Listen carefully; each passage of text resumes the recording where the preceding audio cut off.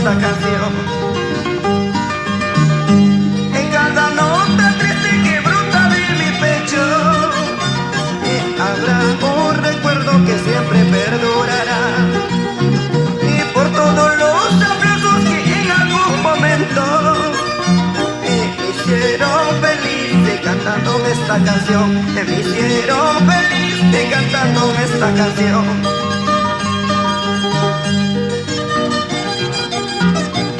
Queda como recuerdo mi voz y mis canciones para mi público querido.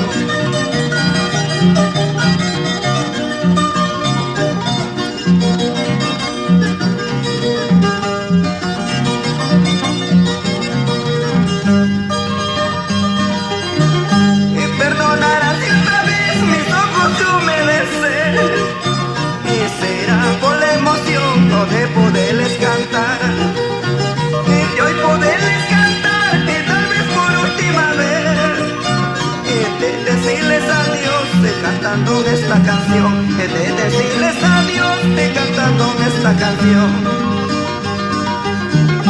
En mi despedida, en mi retirada, no quiero llanto ni tristeza ni remordimiento, solo les pido guardar con cariño estas canciones que hoy les estoy cantando.